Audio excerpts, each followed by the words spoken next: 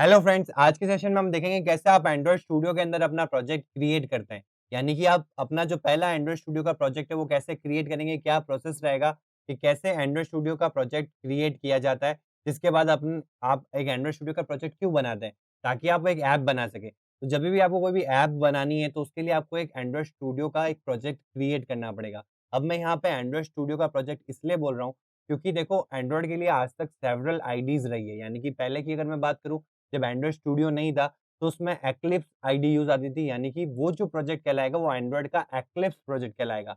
अगर नेटबीन्स की मैं बात करूँ, तो नेटबीन्स भी एक ऐसा ही आईडी है, जिसमें आप एंड्रॉइड के जो ऐप्स हैं, वो क्रिएट कर सकते हैं। ठीक है? यानी ऐप क्रिएट करने के लिए आपको क्या करना पड़ेगा, उसके पर्टिकुलर एंड्रॉइड का प्रोजेक्ट क्रिएट करना पड़ेगा। तो उसको हम कहेंगे नेटबीन्स एंड्रॉइड प्रोजेक्ट या एंड्रॉइड नेटबीन्स प्रोजेक्ट। वैसे ही बात करूँ तो एंड्रॉइड स्टूडियो की जो कि कॉमनली यूज़्ड है और आप जितनी भी जगह आप देखोगे तो अब एंड्रॉइड स्टूडियो ही डेवलपमेंट के लिए यूज़ आता है और उसका रीज़न भी है क्योंकि आपको सारी चीज़ें रिक्वायर्ड रहती है एक एंड्रॉइड प्रोजेक्ट को क्रिएट करते वक़्त, वो इस पर्टिकुलर आईडी में आपको मिल जाएगी। ये बेटर है बाकी सारे आईडीज़ से, इसलिए आप देखोगे कॉमनली यूज़्ड आईडी जो है एंड्रॉइड के लिए वो एंड्रॉइड स्टूडियो हो चुकी है और एंड्रॉइड खुद भी रिकमेंड करता है।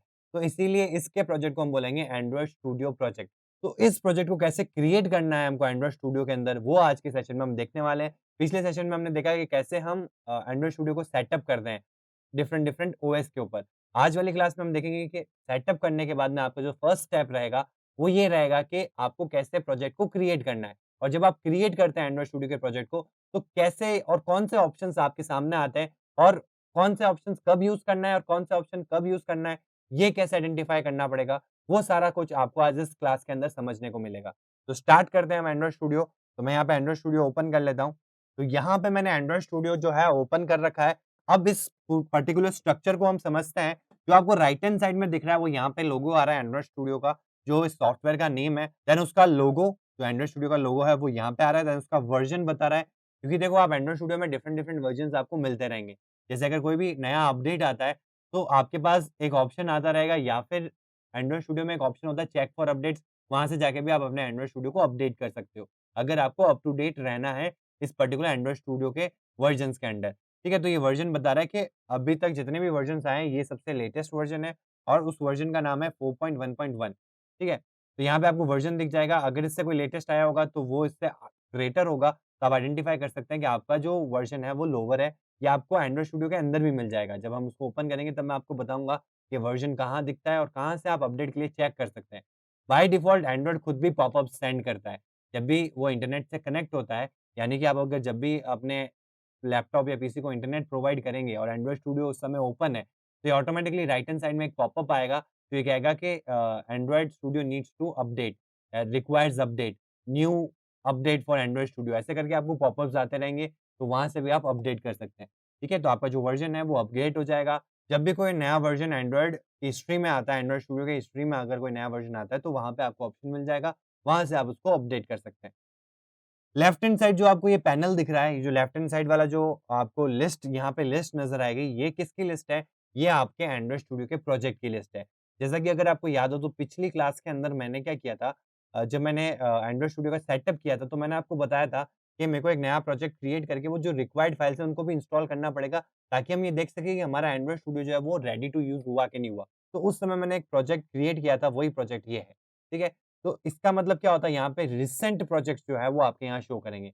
यानी जो सबसे मोस्ट रिसेंट है वो सबसे ऊपर आएगा और जो सबसे लीस्ट रिसेंट है वो सबसे नीचे आएगा और यहाँ पे ऑलमोस्ट आपके पास 30 टू 40 प्रोजेक्ट्स की यहाँ पे लिस्ट मिलेगी आपको। तो जितने भी प्रीवियस 30 टू 40 प्रोजेक्ट्स हैं, आपने जिन पे काम किया है, वो मोस्ट टू रिसेंट की ऑर्डर में यहाँ पे आपको दिख जाएँगे लीनियर फॉर्मेट में। ठीक है? तो वहाँ से आप इनको क्लिक करके इनको डायरेक्टली भी ओपन कर सकते हैं। अगर इन केस आपको कोई प्रीवियस प्रोजेक्ट को ओपन करना है, तो आप ओपन में ना जाके या कोई दूसरा ऑप्शन ना सेलेक्ट करके इनमें से भी आप सेलेक्ट करके उसको ओपन कर सकते हैं डायरेक्टली। ठीक है? इसको कह सकते हैं हम shortcut to your previous project. ठीक है?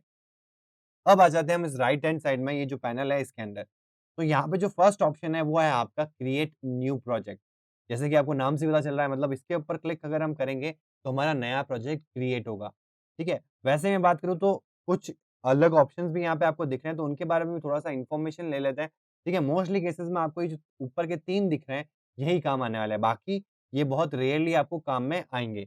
तो पहले वाला जो ऑप्शन है वो है क्रिएट अ न्यू प्रोजेक्ट। कोई भी अगर आप आईडी यूज़ करते हो, तो उसमें ये ऑप्शंस मिलेंगे ही मिलेंगे। क्रिएट, न्यू, सेव ये सारे नॉर्मल ऑप्शंस हैं। तो क्रिएट और न्यू 2 ऐसे तरीके हैं जिससे आप आईडी के अंदर जाते हैं, यानी क्रिएट से एक नया प्रोजेक्ट क्रिएट होता है और ओपन से प्रीवियस कोई प्रोजेक्ट क्रिएटेड है, तो हम उसको ओपन करते हैं। तो यही 2 ऑप्शंस ऊपर के बता रहे हैं, यानी कि अगर आपको नया प्रोजेक्ट क्रिएट करना है, तो आप इस पे टैप करेंगे और अगर आपको पुराना कोई अपना प्रोजेक्ट पड़ा है, मतलब पहले से आपने क्रिएट कर रखा है, उसको अगर आपको ओपन करना है, तो आपको open an existing Android project पे जाना है, यानी ओपन एन एक्जिस्टिंग प्रोजेक्ट पे जाना है। देन तीसरा है गेट फ्रॉम वर्जन कंट्रोल। कहीं पे भी आप आईटी सेक्टर में जाओगे तो क्या होता है कि हमको हमारे प्रोजेक्ट का बैकअप रखना बहुत ज़रूरी है। बैकअप रखने के लिए हम क्या करेंगे, हमारे प्रोजेक्ट की फाइल्स को हम कहीं ऑनलाइन स्टोर करेंगे या ऑफलाइन स्टोर करेंगे। और ऑफलाइन और ऑनलाइन में भी बेटर कौन-सा रहता है, आपका ऑनलाइन प्रोसेस रहता है। यानी कि ऑफलाइन में फिर भी अगर आपकी हार्ड ड्राइव है या पेन ड्राइव है वो करप्ट हो गई, तो आपका डेटा लॉस हो सकता है। लेकिन अगर आपने अपने प्रोजेक्ट को बैकअप कर रखा है ऑनलाइन, तो आपका डेटा हमेशा आपके पास अवेलेबल रहेगा और वो आपके लिए ईज़ी भी हो जाएगा कि अगर आपने कहीं सर्वर पे अपलोड कर रखा है, तो आप उसको कहीं से भी एक्सेस कर सकते हैं। आपको किसी एक्सटर्नल चीज़ को कैरी करने की ज़रूरत नहीं, जैसे अगर आप हार्ड ड्राइव या मतलब कोई भी ऑफ़लाइन अगर उसको स्टोर करते हैं, तो आपको कोई ना कोई हार्डवेयर कंपोनेंट जो है या इक्विपमेंट जो है, वो आपको कैरी करना पड़ेगा। ठीक है? ऑनलाइन में क्या होगा कि वो कहीं से भी ईज़िली एक्सेसिबल है, जहाँ से इंटरनेट अवेलेबल है, वहाँ से आप उसको कहीं से भी एक्सेस कर सकते हैं। प्लस ऑनलाइन में ये प्रॉब्लम कभी भी नहीं रहेगी कि करप्ट हो चुका है या हार्डवेयर प्रॉब्लम आ चुकी है, तो इसलिए डेटा लॉस हो गया हो। तो यहाँ डेटा लॉस होने के चांसेस बहुत मिनिमम है। दूसरी चीज़ आती है जो हमारा प्रोजेक्ट है, जो बैकअप करके हम कहीं रखते हैं, तो वो हम कहाँ रखें? मतलब फॉर एग्ज़ाम्पल अगर मैं गूगल ड्राइव पे या अपने ड्राइव पे या अपने कोई सर्वर पे रखूँगा, तो उसमें प्रोसेस में क्या होगा कि जैसे मैंने एक प्रोजेक्ट बनाया, उसके अंदर बहुत सारी फाइल्स हैं। अब प्रोजेक्ट तो क्रिएट हो चुका है, 100 एमबी का प्रोजेक्ट फॉर एग्ज़ाम्पल बन चुका है। आज वाले दिन में मैंने सिर्फ़ 2 नई फाइल्स क्रिएट करी और 3 फाइल्स में चेंजेज़ किए और उससे ज़्यादा कुछ काम किया नहीं है। मतलब वो काम जो था मेरा पूरे दिन का, वो इन 3-5 फाइल्स के अंदर ही है। बाकी कहीं प्रोजेक्ट पे मैंने कुछ भी चेंजेज़ नहीं किए।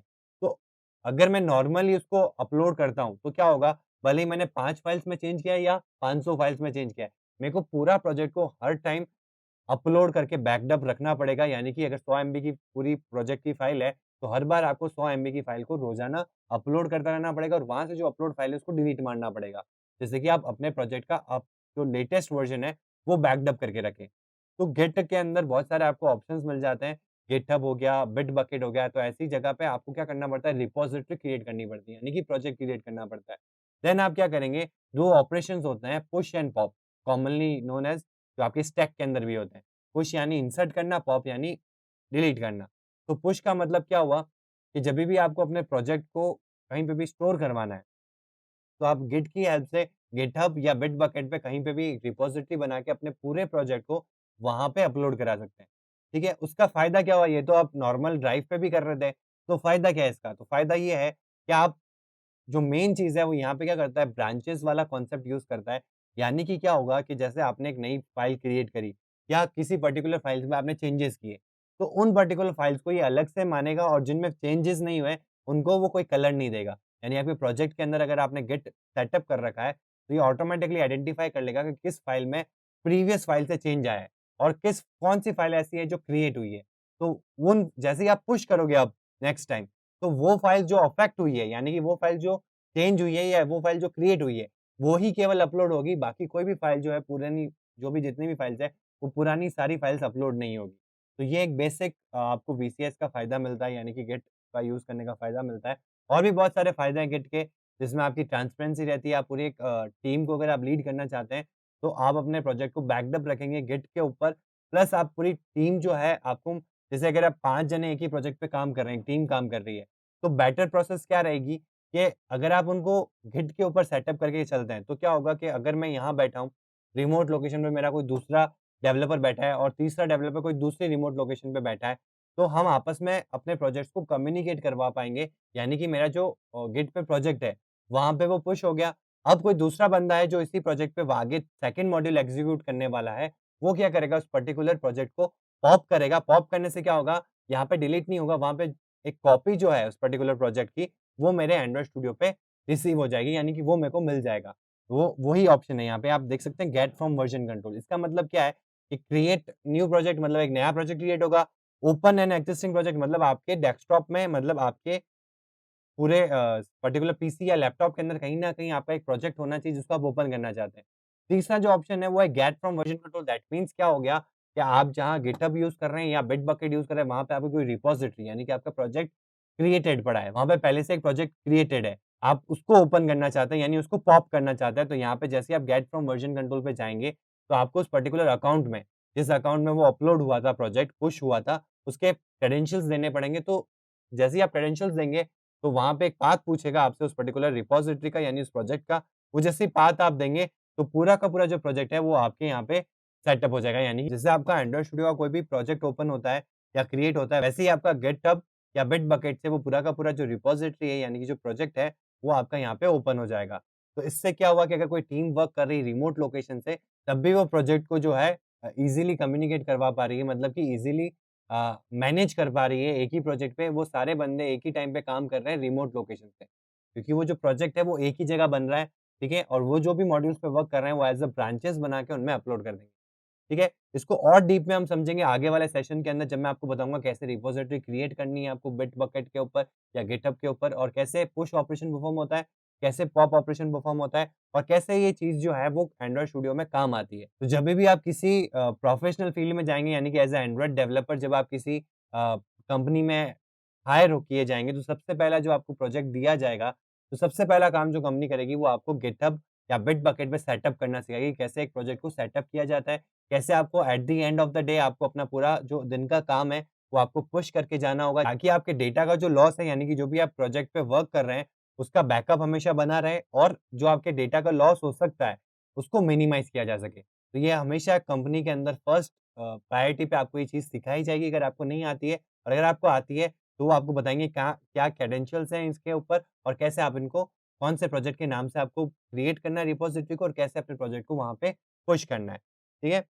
फिर आते हैं हम प्रोफाइल और डिबग एपीके। अब ये जो ऑप्शन है ये आता है सिर्फ़ और सिर्फ़ एपीके के लिए। मतलब अगर आपके पास एपीके फाइल्स हैं, एपीके मतलब क्या होता है? मतलब जब भी आप कोई एंड्रॉइड का प्रोजेक्ट बनाते हैं, तो जैसे विंडोज़ में जो एग्ज़ीक्यूटेबल फाइल्स होती है यानी जो इंस्टॉलेबल फाइल्स होती है वो .exe से होती है। वैसे ही डिफरेंट डिफरेंट प्लेटफ़ॉर्म्स के लिए डिफरेंट डिफरेंट एग्ज़ीक्यूटेबल फॉर्मेट्स होते हैं। वैसे ही एंड्रॉइड प्लेटफ़ॉर्म के लिए, एंड्रॉइड ओएस प्लेटफ़ॉर्म के लिए डॉट एपीके इंस्टॉलेशन फाइल्स का एक्सटेंशन होता है। मतलब कि आपको एंड्रॉइड ओएस के ऊपर कोई भी अगर एप्लीकेशन को इंस्टॉल करना है, दैट मीन्स आपको क्या चाहिएगी? एक डॉट एपीके फाइल चाहिएगी। वही चीज़ की यहाँ बात कर रहे हैं कि अगर आपके पास पूरा प्रोजेक्ट नहीं है, फिर भी आपको अगर एपीके को डिबग करना है, तो with the help of Android studio वो भी पॉसिबल है। ठीक है? उसके बाद में आता है आपके यहाँ पे इम्पोर्ट प्रोजेक्ट, यानी कि यहाँ पे अब आप ब्रैकेट के अंदर ऑप्शन देख सकते हैं ग्रेडल, एक्लिप्स, एडीटी एक्सेट्रा। मतलब जो प्रीवियस जितनी भी आईडीज़ है जिनके ऊपर प्रोजेक्ट्स क्रिएट किए जाते थे पहले, उनके कोई प्रोजेक्ट अगर आपके पास हैं और उनको आपको एंड्रॉइड स्टूडियो के अंदर ओपन करना है, तो आप ओपन से उनको ओपन एन एक्जिस्टिंग प्रोजेक्ट से आप उनको ओपन नहीं करेंगे, क्योंकि वो किसके लिए है? एंड्रॉइड स्टूडियो प्रोजेक्ट के लिए है। यानी कि अगर एंड्रॉइड स्टूडियो वाला प्रोजेक्ट बन रखा है, तो उसको आप ओपन के थ्रू ओपन कर सकते हैं। लेकिन अगर आपका कोई दूसरी आईडी से एंड्रॉइड का प्रोजेक्ट बन रखा है, तो उसको आप इम्पोर्ट करेंगे फ्रॉम दिस ऑप्शन, यानी कि इम्पोर्ट प्रोजेक्ट से वो प्रोजेक्ट जो है आपके एंड्रॉइड स्टूडियो में इम्पोर्ट होगा। ओपन से ओपन नहीं होगा वो, ठीक है? उसके बाद में आता है import and Android code sample. तो बहुत सारे एंड्रॉइड की वेबसाइट, जो डेवलपर वेबसाइट है एंड्रॉइड की, वहाँ पे आपको बहुत सारे ऐसे कोड सैंपल्स मिल जाएँगे फॉर प्रैक्टिस, तो आप यहाँ से उन पे क्लिक करके उनको इम्पोर्ट कर सकते हैं। तो स्टार्ट करते हैं हम, क्योंकि हम नया प्रोजेक्ट क्रिएट करने वाले हैं, तो मैं जाने वाला हूँ क्रिएट अ न्यू प्रोजेक्ट के ऊपर। जैसे ही आप इस पे क्लिक करेंगे, तो आपके पास ये कुछ ऐसा ऑप्शन आएगा। अब मैं आपको बताना चाहता हूँ कि जैसे हमने पहले डिस्कस किया था, एंड्रॉइड के अंदर आप केवल मोबाइल फ़ोन्स के लिए ऐप्स नहीं बनाते, आप जो स्मार्ट वॉचेज़ हैं, आपका टीवी हो गया, स्मार्ट टीवी हो गया, देन ऑटोमोबाइल्स हो गया, देन एंड्रॉइड गैजेट्स हो गया। तो ऐसे बहुत सारे प्लेटफ़ॉर्म्स हैं जहाँ पे एंड्रॉइड के ऐप्स क्रिएट किए जाते हैं। तो एंड्रॉइड स्टूडियो एक यूनिवर्सल आईडी है for all the Android equipment. यानी कि अगर आपको वॉचेज़ के लिए कोई ऐप बनाना है, स्मार्ट वॉच के लिए, तब भी आप एंड्रॉइड स्टूडियो को यूज़ कर सकते हैं। आपको स्मार्टफ़ोन के लिए बनाना है, तब भी एंड्रॉइड स्टूडियो यूज़ आएगा। अगर आपको स्मार्ट टीवी के लिए बनाना है, तब भी आप इसको यूज़ कर सकते हैं। अगर आपको एंड्रॉइड ऑटोमोबाइल के लिए बनाना है या गैजेट्स के लिए बनाना है, तब भी यही सेम आईडी जो है, वो यूज़ में आ सकती है और यूज़ की जाती है। ठीक है? तो यहाँ पे वही ऑप्शन पूछा जा रहा है, क्योंकि हम ये जो कोर्स है, वो किसके लिए है? फ़ोन और टैबलेट के लिए है। और अगर आप मोस्टली एंड्रॉइड का जो भी बल्क पार्ट है, यानी कि एंड्रॉइड के जितने भी यूज़र्स हैं, वो जो बल्क में जहाँ पे है, वो है एंड्रॉइड फ़ोन या टैबलेट के अंदर। मतलब आप ज़्यादातर एंड्रॉइड के यूज़र्स कहाँ, किस एरिया में देखेंगे? आप फ़ोन एंड टैबलेट के एरिया में देखेंगे। वीआर ओएस में भी आपको मिल जाएँगे, लेकिन अभी कम है। धीरे-धीरे ये भी जो यूज़र्स हैं वो बढ़ रहे हैं। देन एंड्रॉइड टीवी इसमें भी आपको धीरे-धीरे यूज़र्स बढ़ते हुए दिखेंगे, लेकिन जो सबसे ज़्यादा यूज़र्स हैं वो आपको फ़ोन एंड टैबलेट में दिखेंगे और ये जो हमारा कोर्स भी जो है, वो पर्टिकुलरली फ़ोन के अंदर कोई ऐप क्रिएट करनी है मतलब एंड्रॉइड फ़ोन या टैबलेट के लिए अगर आपको एंड्रॉइड ऐप क्रिएट करनी है, तो वो कैसे क्रिएट करते हैं, वो अपन सीखने वाले हैं। तो इस पर्टिकुलर में मैं क्या करने वाला हूँ, फ़ोन एंड टैबलेट पे क्लिक करूँगा मतलब इन टैब्स में मैं किस पे क्लिक करूँगा, फ़ोन एंड टैबलेट में। आप यहाँ पे ऐसे आपको सारे ऑप्शंस मिल जाते हैं। आपको किस पे क्लिक करना है, फ़ोन एंड टैबलेट के ऊपर और यहाँ पे बहुत सारे आपको प्री डिफाइंड लेआउट्स दिख रहे हैं, अगर आप यहाँ देख सकते हैं तो। जैसे आप पावर पॉइंट पे कोई भी प्रेज़ेंटेशन बनाते हैं, तो आप देखेंगे कि वहाँ पे बाय डिफ़ॉल्ट कई सारी प्रेज़ेंटेशन की स्लाइड्स बनी होती हैं, डिफ़ॉल्ट स्लाइड्स कहते हैं हम उनको, ठीक है? उस वो किस लिए होती है? वो इसलिए होती है कि अगर इन केस आपको कोई भी स्लाइड पसंद आती है, उनका स्टाइल पसंद आता है या वो थीम पसंद आती है, तो आपको पूरी मेहनत करने की ज़रूरत नहीं है, उन पर्टिकुलर स्लाइड में से आप कोई भी स्लाइड सेलेक्ट करें और देन उसके अंदर अपना कंटेंट जो है वो फिल अप करके अपनी जो पीपीटी है वो बना सकते हैं। वैसा ही एंड्रॉइड स्टूडियो भी यहाँ पे आपको बहुत सारी स्लाइड्स दे रहा है। स्लाइड इन द सेंस ये एक्टिविटी जो आपकी डिज़ाइन रहेगी मतलब कि आपकी ऐप की जो स्क्रीन रहने वाली है, उसकी जो डिज़ाइन है वो पहले से बना के आपको यहाँ पे ऑप्शन दे रहा है। कि आप इनमें से कोई ओपन करना चाहते हैं, यानी कि आप जो नो एक्टिविटी यहाँ पे कोई भी एक्टिविटी नहीं है। नो एक्टिविटी है दैट मीन्स एक्टिविटी का मतलब क्या होता है? जैसे कि मैंने आपको पहले भी बताया front end and back and combination of 2 things front end and back and. मतलब दोनों जब जुड़ जाते हैं आपके जावा फाइल और एक्सएमएल फाइल जब जुड़ जाती है तो कंबाइनली ये कहलाती है एक्टिविटी, ठीक है? तो जो ये चीज़ दिखा रही है ये क्या आपके सामने जो स्क्रीन बता रही है, ये जो स्लाइड्स हैं ये किसके लिए है? फ्रंट एंड के लिए। यानी कि आपको डिज़ाइन कैसी चाहिए आपकी स्क्रीन के लिए। तो आप अगर एक प्रोजेक्ट क्रिएट करते हैं जैसे आप कोई एक्सेल फाइल क्रिएट करते हैं तो एक बाय डिफ़ॉल्ट शीट ओपन आती है। वैसे ही जैसे आप वर्ड की कोई फाइल क्रिएट करते हैं तो एक बाय डिफ़ॉल्ट पेपर ओपन आता है। मतलब वर्ड का जिसमें आप मल्टीपल आगे कंटेंट बढ़ाते जाएँगे तो पेपर बढ़ते जाएँगे। वैसे ही यहाँ पे भी क्या हो रहा है, जब आप एंड्रॉइड स्टूडियो में कोई प्रोजेक्ट क्रिएट करते हैं तो बाय डिफ़ॉल्ट एक स्क्रीन का कंटेंट जो है, यानी कि एक स्क्रीन वो जो हम एंड्रॉइड में बोलते हैं एक्टिविटी यानी कि उसका जो फ्रंट एंड और उसका बैक एंड यानी कि उसकी जावा फाइल और उसकी एक्सएमएल फाइल वो बाय डिफ़ॉल्ट क्रिएटेड आएगी। देन आपको जहाँ पे भी और मल्टीपल स्क्रीन चाहिए तो हम क्या करेंगे मल्टीपल एक्टिविटीज़ जो है वो क्रिएट करते रहेंगे। ठीक है? तो बाय डिफ़ॉल्ट एक एक्टिविटी आपके जब भी आप एक प्रोजेक्ट क्रिएट करते हैं तो बाय डिफ़ॉल्ट वो एक्टिविटी आएगी। तो वो यही पूछ रहा है कि जो एक्टिविटी डिफ़ॉल्ट एक्टिविटी आएगी, उसका स्क्रीन आपको कैसा चाहिए? तो पहला जो ऑप्शन है वो आपके पास नो एक्टिविटी का मतलब हो गया सर्विस। यानी कि अगर आपको कोई स्क्रीन नहीं चाहिए, यानी जिसका कोई फ्रंट एंड नहीं है, जिसका केवल और केवल बैक एंड है, तो उसको हम कहते हैं सर्विस, जो मोस्टली आपके बैकग्राउंड में चलती है। 2 टाइप की सर्विसेज़ होती है, एक होता है आपका फोरग्राउंड, एक होता है बैकग्राउंड। फोरग्राउंड यानी कि जो आपका लेआउट के ऊपर जो भी काम हो रहा है, वो फोरग्राउंड हो गया। और पीछे की साइड में मतलब जो आपको लेआउट में कोई चेंजेस नहीं दिख रहे, तब लेआउट में कुछ भी चेंज नहीं हो रहा, लेकिन फिर भी पीछे कोई प्रोसेस चल रहा है, उसको हम कहते हैं बैकग्राउंड प्रोसेस। जैसे कि आपका डाउनलोड प्रोसेस है। कोई भी आप फाइल डाउनलोड करते हो तो आपकी जो यूआई है उसमें कोई चेंज नहीं आता, लेकिन अगर आप देखेंगे तो पीछे एक प्रोसेस चल रहा है जो आपके पर्टिकुलर नेट से कोई फाइल को डाउनलोड कर रहा है आपके सिस्टम के अंदर। ठीक है? हाँ, जब वो कंप्लीट हो जाता है तब लेआउट में कुछ चेंजेस आ सकते हैं। लेकिन जब वो प्रोसेस चल रहा है तो उस प्रोसेस को हम कहेंगे बैकग्राउंड। आपका कोई भी नोटिफ़िकेशन आता है फ़ोन के अंदर तो वो भी एक बैकग्राउंड प्रोसेस है जो पीछे से चेक कर रहा है कि कोई नोटिफ़िकेशन इस पर्टिकुलर ऐप के लिए आया कि नहीं आया। तो जैसे ही वो एग्ज़ीक्यूट होता है, तो आपको एक पॉपअप दिख जाता है अपनी स्क्रीन के ऊपर नोटिफ़िकेशन का, आप उस पे क्लिक करते हैं और आप सीधे अपने ऐप में चले जाते हैं। तो ये सारी चीज़ें क्या हैं बैकग्राउंड प्रोसेसेज़ हैं।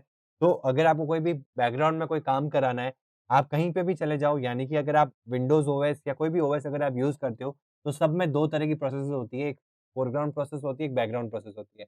अगर आप विंडोज़ की बात करें तो विंडोज़ में भी एक विंडो डॉट ईएक्सई नाम का एक प्रोसेस चल रही होती है, अगर आप उसको क्लोज़ कर देंगे तो आपका जो डेस्कटॉप या कोई भी विंडो दिख रहा है, वो एक बार के लिए ब्लैंक हो जाएगा। 10 या 5 मिनट के बाद में वो ऑटोमैटिकली वो विंडो डॉट ईएक्सई वापस एग्ज़ीक्यूट होगी और फिर आपको ये सारा कुछ देखने को मिलेगा। यानी कि वो भी बैकग्राउंड में चल रहा है। तो कई सारी ऐसी बैकग्राउंड प्रोसेसेस चलती रहती है, वो आपके एंड्रॉइड फ़ोन में भी चलती है मतलब कोई भी ओएस में चलती है यानी कि एंड्रॉइड ओएस में भी बैकग्राउंड प्रोसेसेस चलती है, जिसमें यूआई में कोई इम्पैक्ट नहीं आता यानी कि यूज़र को कुछ भी नहीं दिखता लेकिन पीछे वो प्रोसेस कोई भी पर्टिकुलर चीज़ को एग्ज़ीक्यूट करने के लिए प्रोसेस बैकग्राउंड में चलती रहती है। तो वो अगर आपको अपने ऐप में करनी है जैसे कि आपको अपने ऐप में कोई नोटिफ़िकेशन की सर्विस लगानी है या फिर बैकग्राउंड में डाउनलोड सर्विस लगानी है, प्रोसेस करना है, तो उसके लिए हम क्या कर यूज़ करेंगे, सर्विस को यूज़ करेंगे। देन आता है आपका बेसिक एक्टिविटी, ये आपने देखा होगा जो भी अगर आप जीमेल ऐप यूज़ करिए, अगर आपने व्हाट्सएप ऐप यूज़ करी है, तो इस बेसिक एक्टिविटी का मतलब क्या है यहाँ पे ये जो आपको एक बटन दिख रहा है राउंड बटन, जिसमें बीच में प्लस है, तो ये एक डिज़ाइन का फॉर्मेट है। तो इस डिज़ाइन के फॉर्मेट को एंड्रॉइड में कहा जाता है बेसिक एक्टिविटी। क्योंकि नॉर्मली अगर आप देखोगे तो मोस्टली केसेज़ में आपको जब भी कंपोज़ या कोई भी मैसेंजर है, तो उसमें आपको ऐसी एक्टिविटी ही मिलेगी, तो उसको बेसिक एक्टिविटी कहते हैं। देन आपका आता है बॉटम नेविगेशन, ये बॉटम नेविगेशन आपने देखा होगा इंस्टाग्राम के अंदर जहाँ पे नीचे नेविगेशन का ऑप्शन होता है। इन सबको हम एक-एक करके अलग-अलग मॉड्यूल्स में समझेंगे। सर मैं आपको अभी बता रहा हूँ कि ये क्या दिखा रहा है यहाँ पे? ये क्यों दिखा रहा है? इसका रीज़न ये है कि अगर आपको बॉटम नेविगेशन चाहिए अपने ऐप के अंदर, तो आप डायरेक्टली इस एक्टिविटी को सेलेक्ट करें, नेक्स्ट करें और अपना जो प्रोजेक्ट बिल्ड करें उसमें पहला जो स्क्रीन रहेगी, वो आपकी बॉटम नेविगेशन रहेगा। यानी कि डिज़ाइन वाइज़ काम कंप्लीट करके देगा, आपको बैकएंड वाला काम करना ही पड़ेगा कि उस पर्टिकुलर ऑप्शन नेविगेशन व्यू के अंदर जो भी आइटम्स आ रहे हैं, उनके क्लिक पे आपको क्या काम करना है, वो तो आपको मेंशन कोड करना ही पड़ेगा। लेकिन डिज़ाइन जो है वो ये पहले से बना के देगा अगर आप ये जो पर्टिकुलर स्लाइड है यानी ये जो एक्टिविटी है अगर आप सेलेक्ट करते हैं तो। देन आपकी आती है एम्प्टी एक्टिविटी जिसे हम यूज़ करेंगे। यानी कि जब भी हम कोई नई चीज़ सीख रहे हैं तो हम शुरू से स्टार्ट करेंगे यानी स्क्रैच से स्टार्ट करेंगे। तो हम हमेशा एम्प्टी एक्टिविटी को सेलेक्ट करेंगे। यानी ये सारी चीज़ें जो आपको यहाँ पे दिख रही है, वो एक एम्प्टी एक्टिविटी से भी क्रिएट की जा सकती है। ये सिर्फ़ और सिर्फ़ आपका टाइम बचाने के लिए जो हम टाइम कब बचाने के लिए जाएँगे, जब हमको बेसिक में सारा कॉन्सेप्ट जो है वो क्लियर है। यानी कि मैं बेसिक अच्छे से समझ चुका हूँ। मेरे को अब फ्रॉम स्क्रैच एंड्रॉइड समझ में आ चुका है। अब मैं एंड्रॉइड के अंदर नेक्स्ट लेवल पे चला गया हूँ। तो अब मैं अपना टाइम बचाने के लिए इन पर्टिकुलर चीज़ों को अगर मेरी ऐसी डिज़ाइन बन रही है, तो मैं एम्प्टी एक्टिविटी ना यूज़ करके इन डिज़ाइन को यूज़ करूँगा, ताकि मैं अगर 10-15 मिनट भी अगर बचा सकता हूँ, तो मैं अपने प्रोजेक्ट को टाइम पे डिलीवर कर पाऊँगा। अपनी कंपनी के अंदर या अगर मैं फ्रीलांसिंग भी कर रहा हूँ, तो मैं उस पर्टिकुलर टाइम पे उसको मीट कर पाऊँगा। तो मैं ये चीज़ें यूज़ करूँगा। लेकिन जब मैं उसको सीख रहा हूँ, तो मैं ये जो शॉर्टकट्स हैं, इनको यूज़ नहीं करूँगा। ठीक है? तो ये सारी चीज़ें अब आते हैं ये जो फुल स्क्रीन एक्टिविटी है, आपकी अगर कोई स्प्लैश स्क्रीन बनानी है, तो फुल स्क्रीन एक्टिविटी यूज़ आती है। अगर आपको कोई भी चीज़ पूरी आपको ना तो ऊपर नोटिफ़िकेशन बार चाहिए, ना ही आपको टूल बार चाहिए, तब भी हम फुल स्क्रीन एक्टिविटी को यूज़ करते हैं। स्प्लैश का मतलब आपको समझ में आया? जैसे कि स्प्लैश का मतलब जैसे आप फ़ेसबुक स्टार्ट करते हैं, तो फ़ेसबुक में बाय डिफ़ॉल्ट आप देखेंगे जैसे ही आप फ़ेसबुक ऐप ओपन करते हैं, तो एक ब्लू कलर की फुल स्क्रीन आएगी जिसमें बीच में आपका फ़ेसबुक का लोगो होगा और नीचे ऐसे डॉट लोड हो रहे होंगे। ठीक है? और उसके बाद में आपका फ़ेसबुक ऐप ओपन होता है, तो उसे हम कहते हैं स्प्लैश, जो आपका स्टार्टिंग स्क्रीन होती है, यानी कि वेलकम स्क्रीन होती है। तो उसे स्प्लैश स्क्रीन कहा जाता है, वो फुल स्क्रीन में दिखाई जाती है। तो जभी भी हम हमारे ऐप के अंदर स्प्लैश स्क्रीन बनाएँगे, तो हम फुल स्क्रीन को यूज़ करेंगे और हम ये सारी चीज़ें जो हैं, वो एम्प्टी एक्टिविटी से भी बना सकते हैं। ऐसा नहीं है कि अगर आपको ऐसी चीज़ चाहिए, तो आपको यही सिलेक्ट करना पड़ेगा। जैसे कि मैंने अभी आपको बताया, जब आपको बेसिक जो एंड्रॉइड के कंपोनेंट्स हैं, वो अच्छे से समझ में आ चुके हैं, तब आप इन चीज़ों को, इन शॉर्टकट्स को यूज़ कर सकते हैं। ठीक है? देन ये जो ऑप्शन है ये आपको गूगल ऐड के लिए बता रहा है इंटरस्टिशियल ऐड यानी कि आपका फुल स्क्रीन ऐड तो डायरेक्टली अगर आप ये एक्टिविटी ओपन करते हैं तो ऐड्स का जो लेआउट वाला काम है वो आपको बाय डिफ़ॉल्ट कंप्लीटेड मिलेगा। आपको फिर भी जो मतलब बैकएंड वाला जो काम है वो आपको करना ही पड़ेगा। देन आपकी गूगल मैप्स एक्टिविटी गूगल के लिए मतलब मैप्स लगाने के लिए फिर आपको मैप्स बाय डिफ़ॉल्ट चाहिए अपनी एक्टिविटी में, तो ये लेआउट ऐसा सेटअप होके आएगा जहाँ पे लेआउट वाइज़ आपको कुछ काम नहीं करना है। बैकएंड में फिर भी आपको उस पर्टिकुलर गूगल मैप को सेटअप करने के लिए जो भी लिस्टनर लगाए जाते हैं, वो सारे काम आपको बैकएंड में करने रहेंगे। मतलब ये सिर्फ़ और सिर्फ़ आपका लेआउट वाइज़ काम जो है ईज़ कर देगा मतलब कम कर देगा, कि लेआउट में आपको इन सारी चीज़ों को अगर ऐसा कुछ डिज़ाइन है, तो आपको इन सबको बनाने की ज़रूरत नहीं है, आप इनमें से कोई भी सेलेक्ट कर सकते हैं। अगर जैसे आपकी कोई लॉगिन एक्टिविटी है, तो वो भी आप यहाँ से सेलेक्ट कर सकते हैं। अगर लॉगिन स्क्रीन बनानी है आपको, देन आपको ये जो मटेरियल डिटेल फ्लो है, ये आपका पर्टिकुलरली टैबलेट के लिए बनता है, ठीक है? अगर हम मोबाइल की बात करें, तो उसको हम नेविगेशन ड्रॉवर के अंदर यूज़ करते हैं। आपने देखा होगा साइड मेन्यू, उसको स्लाइड मेन्यू भी कहते हैं, नेविगेशन ड्रॉवर भी कहते हैं और साइड मेन्यू भी कहते हैं। वही चीज़ अगर मैं टैबलेट की बात करूँ क्योंकि टैबलेट की साइज़ बड़ी होती है, प्लस टैबलेट में क्या होता है अगर आप उसको लैंडस्केप मोड में ओपन कर रहे हैं, यानी कि ये आपका पोर्ट्रेट मोड होता है, ये आपका लैंडस्केप मोड होता है। तो अगर आप लैंडस्केप मोड में अगर टैबलेट को ओपन कर रहे हैं, तो आपके पास मोर देन इनफ स्पेस है। तो उसके लिए हम मास्टर डिटेल फ्लो यूज़ कर सकते हैं। अगर आपने टैबलेट यूज़ किया होगा, तो आपने देखा होगा कि अगर आप सेटिंग्स ओपन करते हैं या कोई भी ऐसी कोई पर्टिकुलर ऐप ओपन करते हैं या गैलरी ओपन करते हैं, तो आप देखेंगे कि पोर्ट्रेट मोड में क्या होगा, इधर एक स्क्रीन आ रही होगी और उसके कहीं पे भी क्लिक होने पे यहाँ पे उसका ऑप्शन, उसका पर्टिकुलर जो एक्टिविटी है उसके अंदर जो स्क्रीन दिखनी चाहिए, उसकी नई स्क्रीन पे दिखनी चाहिए, वो नई स्क्रीन पे ना दिख के यहाँ पे क्लिक होते ही यहीं पे दिख रहा है। जैसे कि यहाँ पे आपको डिज़ाइन में भी दिख रहा है। यहाँ पे आपको लिस्ट दिख रही है, जैसे इस पे क्लिक करेंगे, ये टैबलेट के अंदर जहाँ पे लैंडस्केप मोड में आपके पास स्पेस ज़्यादा है, वहाँ पे साइड में आ जाता है। तो इस पर्टिकुलर चीज़ को कहते हैं हम मास्टर डिटेल फ्लो, ठीक है? देन आपका आता है सेटिंग्स एक्टिविटी जो 3 डॉट्स अगर आपने देखे हो टूल बार के ऊपर 3 डॉट्स आते हैं, उनके अंदर सेटिंग्स आती है, तो ये वो एक्टिविटी बाय डिफ़ॉल्ट बना के देगा। आपको अंदर का काम जो है, बैकएंड वाला काम जो है, वो तो खुद से करना ही पड़ेगा, ठीक है? तो ये सारी चीज़ें हम पढ़ेंगे। यहाँ पे ये जो आपकी स्क्रॉलिंग एक्टिविटी है, आपने व्हाट्सएप में देखा होगा, व्हाट्सएप में जब आप किसी यूज़र की स्क्रीन पे जाते हैं, यानी कि चैट चैट स्क्रीन आती है आपके पास, उसके बाद आप किसी यूज़र पे टैप करते हैं, तो आप आपके और उनके बीच में जो भी चैटिंग हुई, वो वाली स्क्रीन आ जाती है। देन आप उसकी प्रोफ़ाइल पे जाते हैं, यानी कि उसके नेम पे क्लिक करते हैं। तो एक अलग एक्टिविटी ओपन होती है, यानी कि एक अलग स्क्रीन ओपन होती है। वहाँ पे आप देखेंगे यूज़र की पूरी प्रोफ़ाइल पिक्चर आती है। अब अगर आप उसको स्क्रॉल करेंगे, तो वो जो प्रोफ़ाइल पिक्चर है, वो कोलैप्स होके एक टूलबार बन जाती है। और जैसे ही आप उसको ड्रॉप डाउन करेंगे, यानी कि जैसे ही ऊपर की तरफ स्क्रॉल करेंगे, वापस वो एक्सटेंड होके क्या होगा, आपकी जो टूलबार है, वो एक्सटेंड होके प्रोफ़ाइल पिक्चर बन जाएगी। तो इस पर्टिकुलर चीज़ को कहते हैं हम स्क्रॉलिंग एक्टिविटी। देन आपका आ जाता है टैब लेआउट, जैसे कि आप यहाँ देख सकते हैं। आपने इस टैब लेआउट को व्हाट्सएप में देख रखा है, फेसबुक में दे रखा है। तो जो भी टैब्स ब्राउज़र जितनी भी ऐप्स हैं, उनमें सब में टैब यूज़ आता है। तो अगर आपको ऐसी एक्टिविटी चाहिए, तो आप यहाँ से क्लिक कर सकते हैं। देन फ्रैगमेंट को यूज़ करना है, तो आप यहाँ से क्लिक कर सकते हैं।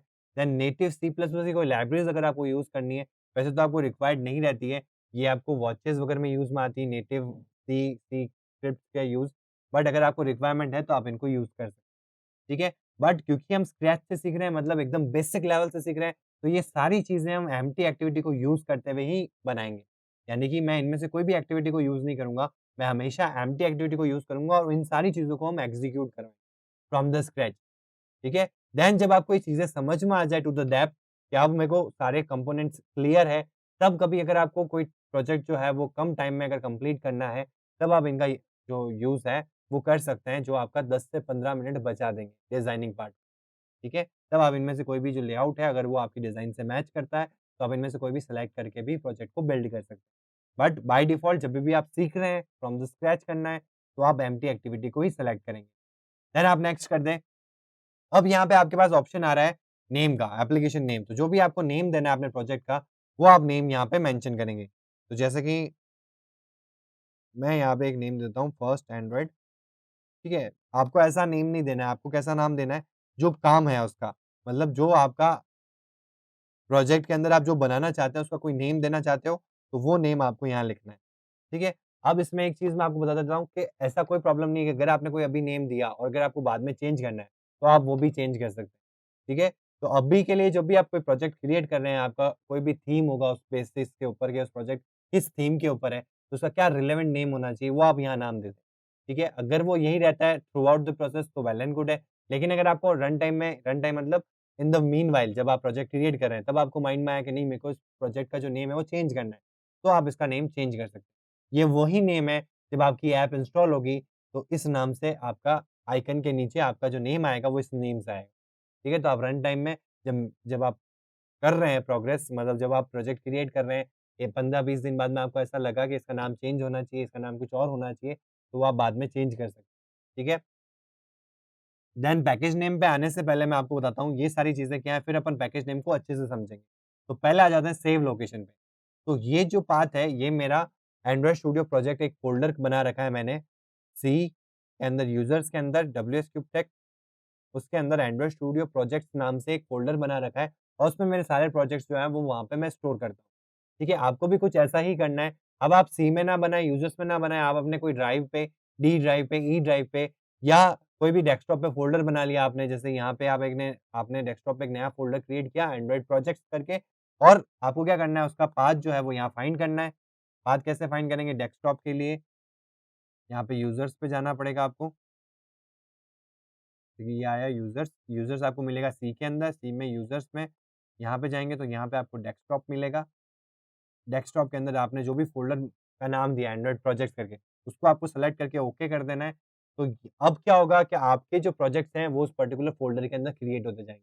आपको सिर्फ़ लास्ट में क्या करना पड़ेगा पाथ सेलेक्ट करने के बाद में, आपको एक ये जो बैकस्लैश है वो एक बार लगाना पड़ेगा यहाँ पे और यहाँ पे जो भी प्रोजेक्ट का नाम है वो आप यहाँ पे पेस्ट कर देना। ठीक है?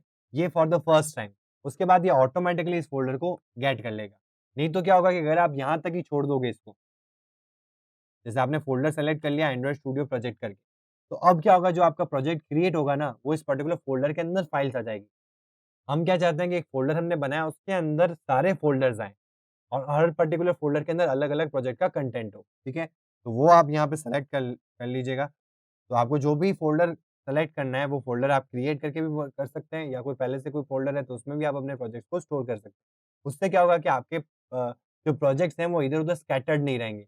आपको एक ही फ़ोल्डर में सारे जो प्रोजेक्ट्स हैं, वो मिल जाएँगे ताकि कभी भी आपको इन केस कोई प्रोजेक्ट को ढूँढना है या उसको वापस ओपन करना है, तो आप ईज़िली देख पाएँगे, उसको ढूँढ पाएँगे, सर्च कर पाएँगे। देन आपके पास यहाँ पे ऑप्शंस आते हैं लैंग्वेज के लिए, जैसा कि मैंने आपको बताया जावा भी होती है और कोटलिन भी होती है, यानी कि आपकी जो बैकएंड लैंग्वेज है एंड्रॉइड के लिए, वो आपकी बेसिक में तो जावा ही होती है, लेकिन अभी अगर हम देखें, तो अब कोटलिन भी आ चुकी है। तो आप कोटलिन में भी कोडिंग कर सकते हैं बैकएंड की और ऐप लाइव कर सकते हैं। और आने वाले टाइम में ऐसा भी हो सकता है कि एंड्रॉइड अपनी वैसे तो दोनों ही अभी ऑफ़िशियल है, लेकिन एंड्रॉइड ऐसा भी कह सकता है कि अब जावा में प्रोजेक्ट्स नहीं आएँगे, अब सारे कोटलिन में आएँगे, तब आपको कोटलिन में ही बनाना है।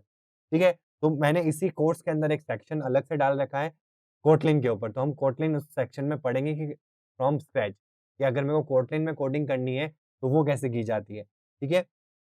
तो उस समय जब भी हम कोटलिन में यूज़ करेंगे, तो हम क्या करेंगे इसको कोटलिन पे क्लिक करके प्रोजेक्ट को क्रिएट करेंगे और अभी के लिए हम क्या कर रहे हैं जावा सेलेक्ट कर रहे हैं क्योंकि जावा कोर लैंग्वेज है फॉर एंड्रॉइड। अगर आपको जावा अच्छे से समझ में आ गई फॉर एंड्रॉइड, तो आप कोटलिन को भी अच्छे से समझ पाएँगे और उसको एग्ज़ीक्यूट भी कर पाएँगे, ठीक है? तो अभी के लिए हम क्या करेंगे यहाँ पे बाय डिफ़ॉल्ट तो आपको कोटलिन ही दिखाएगा, बट आपको क्या करना है यहाँ पे जावा पे क्लिक कर देना है, ठीक है? देन हम आते हैं मिनिमम एसडीके के बारे में। तो मिनिमम एसडीके के अंदर यहाँ पे आपको एपीआई लेवल दिख रही है, यानी कि ये वर्ज़न सेलेक्ट करने को कह रहा है।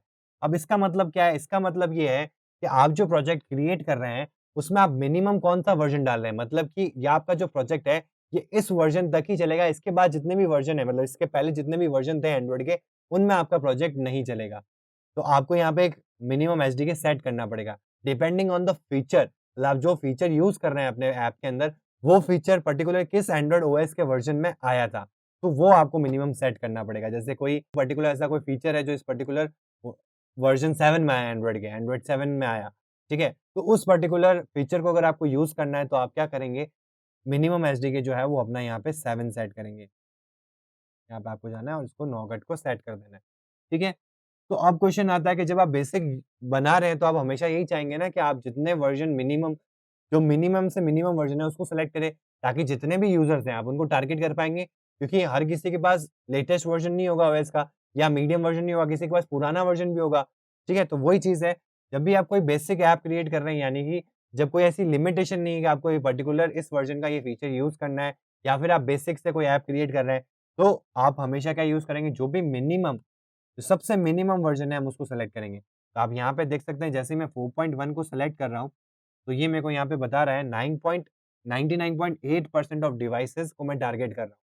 यानी ऑल ओवर द वर्ल्ड जितने भी एंड्रॉइड यूज़र्स हैं, अगर मैं 4.1 में अपना प्रोजेक्ट को क्रिएट करता हूँ, तो वो 99.8% यूज़र्स को टारगेट कर पाएगा, यानी कि उन सबके फ़ोन्स में चल पाएगा। इतने परसेंट यूज़र के फ़ोन में मेरा ऐप रन हो पाएगा, यानी कि इंस्टॉल हो पाएगा। ठीक है? अगर जैसे-जैसे मैं इसको बढ़ाता जाऊँगा, जैसे कि मैंने अगर 8 वर्ज़न कर दिया, यहाँ पे ओरियो कर दिया, तो यहाँ पे आप देख सकते हैं 60.8 वर्ज़न आ गया। यानी कि 39.1% का जो डिफ़रेंस है, वो यहाँ पे आपको देखने को मिल गया। यानी 39.1% जो यूज़र्स हैं इन दोनों के बीच में, 8 और 4.1 के बीच में, ठीक है? तो ये आपको ध्यान रखना है हमेशा कि आप नॉर्मली अगर आपके पास कोई ऐसा रिक्वायर्ड कंडीशन ना हो, तब तक आप हमेशा क्या करेंगे, मिनिमम वर्ज़न को ही सेलेक्ट करेंगे। अब ये सब सेटअप करने के बाद में हम वापस आते हैं पैकेज नेम पे, तो पैकेज नेम क्या है? देखो पैकेज नेम समझने के लिए आपको ये समझना पड़ेगा कि जब भी हम कोई प्रोजेक्ट क्रिएट करते हैं, तो हम फाइनल रिज़ल्ट क्या है उसका? मतलब हम प्रोजेक्ट क्रिएट कर रहे हैं, उसके बाद हम क्या करेंगे? अपना जो भी कोडिंग करना है, हम कोडिंग करेंगे। उसके बाद लास्ट में हम क्या करेंगे? जब हमारा सब कुछ काम कंप्लीट हो गया, उसके बाद हम क्या करेंगे? उसका एक डॉट एपीके फाइल बनाएँगे। तभी अगर डॉट एपीके फाइल नहीं बनाओगे, तो वो दूसरे एंड्रॉइड फ़ोन्स पे कैसे रन होगी? तो उसके लिए आपको क्या करना पड़ेगा? लास्ट में आपको एक डॉट एपीके फाइल क्रिएट करनी पड़ेगी।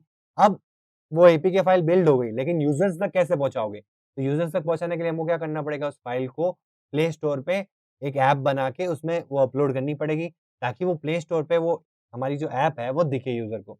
एक्चुअल में वो ऐप क्या है? डॉट एपीके फाइल है। जब आप इंस्टॉल करते हो, तो पहले वो डाउनलोड होती है, तो एक्चुअल में वो आपकी डॉट एपीके फाइल जो होती है, वो डाउनलोड होती है, फिर वो इंस्टॉल होती है और फिर आप उस ऐप को चला पाते हैं। अगर मैं भी चाहता हूँ कि मेरा प्रोजेक्ट भी यूज़र्स इंस्टॉल करें और उसको यूज़ करें, तो मेरे को क्या करना पड़ेगा, उसकी एक डॉट एपीके फाइल बनानी पड़ेगी और उसको प्ले स्टोर पे लाइव करना पड़ेगा। तो जब हम प्ले स्टोर पे लाइव करते हैं, तो हमारा जो नेम है, अब जो एंड्रॉयड प्ले स्टोर है, वो कैसे जो प्ले कंसोल जिसे कहते हैं, वो कैसे आइडेंटिफ़ाई करेगा कि ये प्रोजेक्ट अलग है, ये एंड्रॉयड ऐप अलग है, ये एंड्रॉयड ऐप अलग है, ये एंड्रॉयड ऐप अलग है। तो फर्स्ट ऑफ ऑल जो दिमाग में क्वेश्चन आता है कि इसको यूनिक करने के लिए हम क्या कर सकते हैं, यूनिक नेम ले सकते हैं। तो अगर मैं कोई कैलकुलेटर ऐप बना रहा हूँ या कोई भी ऐसी ऐप बना रहा हूँ, जैसे टिक टैक टो ऐप बनाई या कुछ भी ऐप बना रिलेवेंट ऐप बना रहा हूँ, तो उसका रिलेवेंट नेम ही रखेंगे। अगर ऐप के नेम को जो प्ले कंसोल है वो यूनिक रखता तो क्या होता, जिसने पहला कैलकुलेटर बनाया, उसका नाम तो क्या मिलता कैलकुलेटर। उसके बाद जितने भी लोगों ने कैलकुलेटर ऐप प्ले स्टोर पे डालनी है, तो उनको क्या करना पड़ता, अपना जो कैलकुलेटर का जो नेम है वो कैलकुलेटर के नाम से नहीं रख सकते, उनमें कुछ ना कुछ एडिशनल नेम डालना पड़ता जो कि यूनिक हो। जैसे आप किसी सोशल नेटवर्किंग में जब अपना अकाउंट क्रिएट करते हैं, तो वहाँ आपसे प्रोफाइल नेम या यूज़र नेम पूछता है। तो आप अपना नेम डालते हो तो आता है this user name already exist. तो आप अपने नेम के आगे कुछ ना कुछ अल्फ़ा न्यूमेरिक कुछ ऐड करते हैं, कुछ डेट ऑफ बर्थ ऐड करते हैं, कुछ नंबर ऐड करते हैं, कुछ स्पेशल कैरेक्टर्स ऐड करते हैं, जिससे कि वो यूज़र नेम एक्सेप्ट हो जाए। तो वही चीज़ यहाँ पे भी है, अगर नेम के अंदर कांस्टेंट लग जाए कि अगर कि नेम जो है वो यूनिक होना चाहिए, तो क्या होगा कि पहला वाला जो नेम जिसने भी लिया, पहला प्रोजेक्ट जो भी बनेगा, वो तो सही नाम से बनेगा, बाकी जितने भी प्रोजेक्ट्स बनेंगे वो उससे रिलेवेंट ज़रूर है, लेकिन उसके नेम से नहीं बन पाएँगे। तो अगर मैं वो कैलकुलेटर ऐप नेट पे अगर आप सर्च करोगे, तो सब कैलकुलेटर के नेम से इतनी सारी आपको ऐप मिल जाएगी, ठीक है? कि अगर आप ऐसा कुछ कंस्ट्रेंट रखते हैं नेम के अंदर, तो क्या होगा कि वहाँ पे जैसे ही आप सर्च करोगे, तो कैलकुलेटर के नाम से आपको एक ही ऐप दिखेगी। बाकी सारी ऐप कहाँ होगी? डिफरेंट-डिफरेंट नेम से होगी, तो आपको उनको डिफरेंट-डिफरेंट नेम डालने पड़ेंगे और फिर वो जो ऐप है वो आपको दिखेगी एज़ अ यूज़र। तो मैं एज़ अ डेवलपर क्या चाहूँगा कि मेरी ऐप जैसे कोई कैलकुलेटर लिखे तो कैलकुलेटर के अंडर ही वो सब दिख जानी चाहिए। ठीक है? तो इसलिए एंड्रॉइड कंसोल ने कहा कि हम इस नेम में तो चेंजेस नहीं कर सकते, मतलब नेम आप डुप्लीकेट रख सकते हो, मतलब कॉमन रख सकते हो, कोई दिक्कत वाली बात नहीं है। लेकिन हम एक पैकेज नेम जो है वो आपको यूनिक रखना पड़ेगा और पैकेज नेम एंड्रॉइड के अंदर ज़रूरत भी पड़ेगी क्योंकि हम जावा फाइल्स क्रिएट करेंगे। तो जावा फाइल जो है वो आपकी पैकेज के अंडर आती है।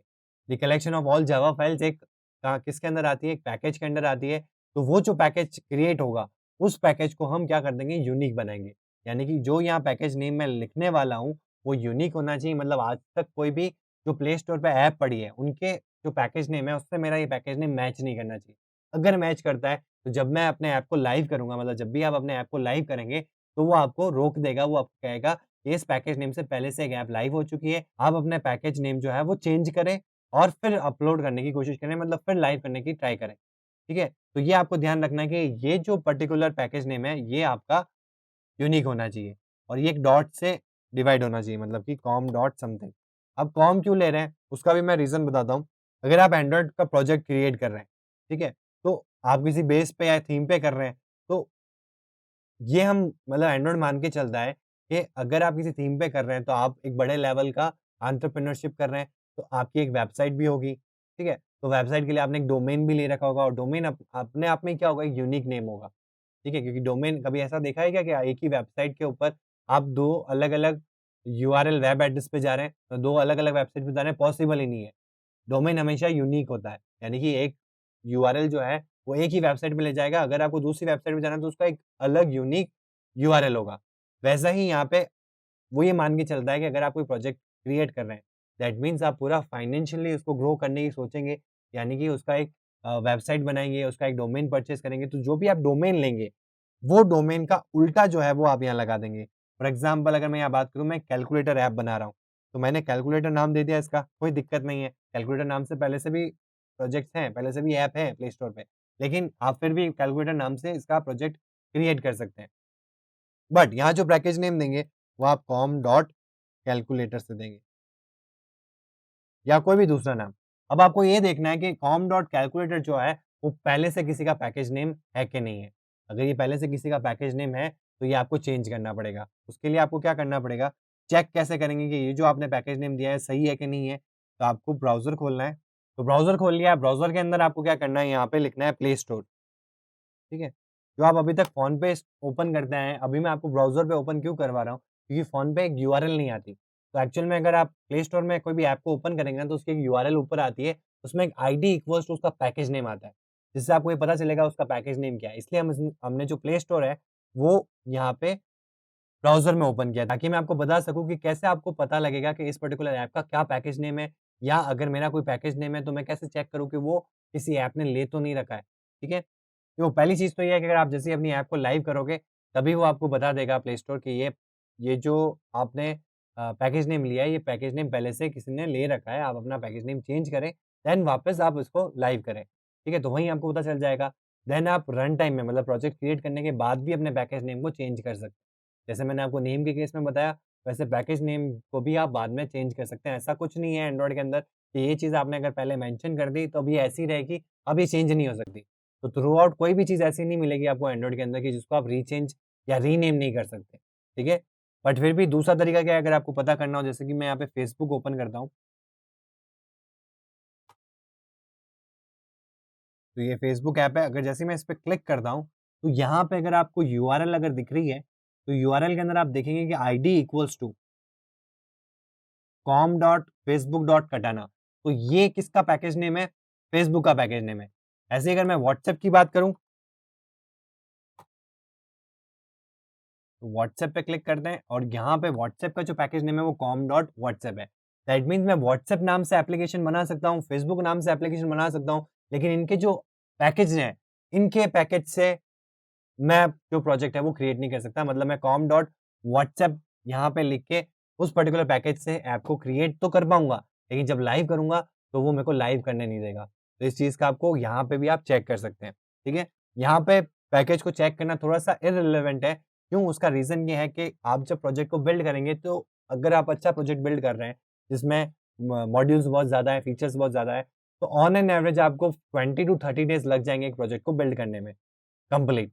ठीक है? तो 30 डेज़ के बाद में जब आप ऐप लाइव करेंगे और एक 30 डेज़ से पहले, प्रोजेक्ट तो आप 30 दिन पहले ही क्रिएट करेंगे ना, फर्स्ट डे जब आप प्रोजेक्ट को सेटअप करेंगे तभी आप प्रोजेक्ट को क्रिएट कर रहे हैं। तो उस समय आपने पैकेज नेम जो चेक किया, उस समय शायद हो सकता है कि वो पैकेज नेम ना हो। लेकिन 30 दिन बाद जब आप ऐप को लाइव कर रहे हो, उस 30 दिन के बीच में किसी न किसी पर्टिकुलर डेवलपर ने अपनी ऐप को लाइव कर दिया हो इन केस, तब भी आपको चेंज तो करना ही पड़ेगा।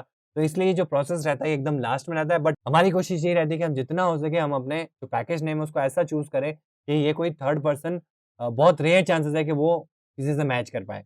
तो हम क्या करेंगे, हमारा जो डोमेन नेम है, अगर डोमेन नहीं है, तो आप अपना कोई नेम ले सकते हैं, जैसे कि डेव ड्रॉइड कर लिया।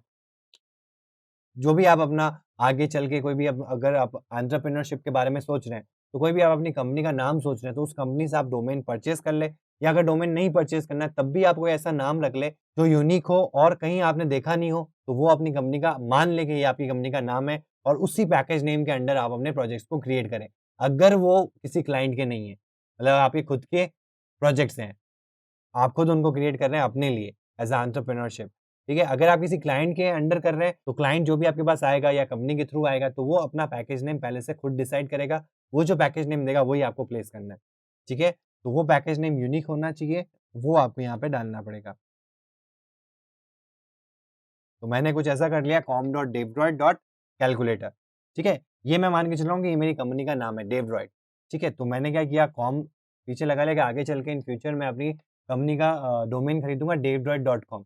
तो अभी से मैंने वो चीज़ कर ली है, तो ये मेरे हिसाब से ये जो पैकेज नेम है, ये अभी तक किसी का नहीं है। फिर भी अगर आपको चेक करना है तो उसको कॉपी करें, ब्राउज़र को ओपन करें और यहाँ पे जो सर्च है, यहाँ पे पेस्ट कर दें और सर्च करें। तो अगर आपको कोई ऐप दिख जाती है, जैसे कि ये वाली कैलकुलेटर की दिख रही है, तो इसके आईडी जाके देखेंगे तो ये आईडी मैच नहीं कर रही है।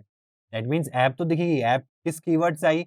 इस कैलकुलेटर के कीवर्ड से आई, लेकिन एग्ज़ैक्टली इनके पैकेज नेम से कोई नहीं आया।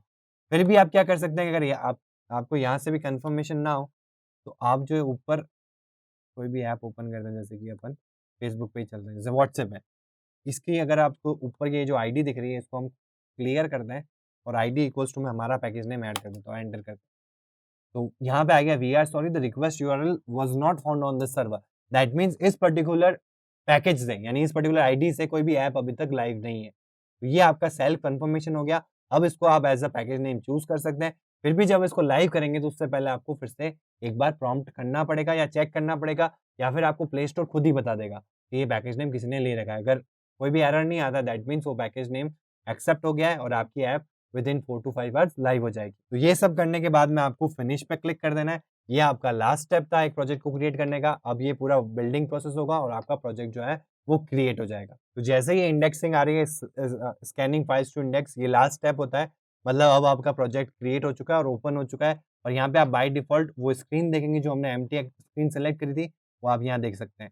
ठीक है? और उसके रिगार्डिंग जो भी उसका बैकएंड वाला काम है, यानी कि जो उसका लॉजिक पार्ट है, वो आपका कहाँ होगा? जावा वाली फाइल के अंदर। तो ये दोनों फाइल्स बाय डिफ़ॉल्ट ओपन आएगी।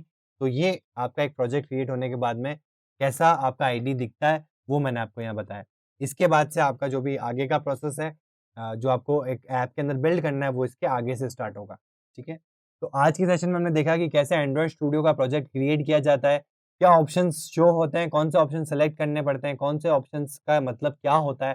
तो ये सारी चीज़ें हमने देखी कि जब आप एंड्रॉइड स्टूडियो का प्रोजेक्ट क्रिएट करते हैं, तो स्टेप बाय स्टेप क्या प्रोसेस रहता है, ठीक है? तो आज के सेशन के लिए इतना ही। Thank you.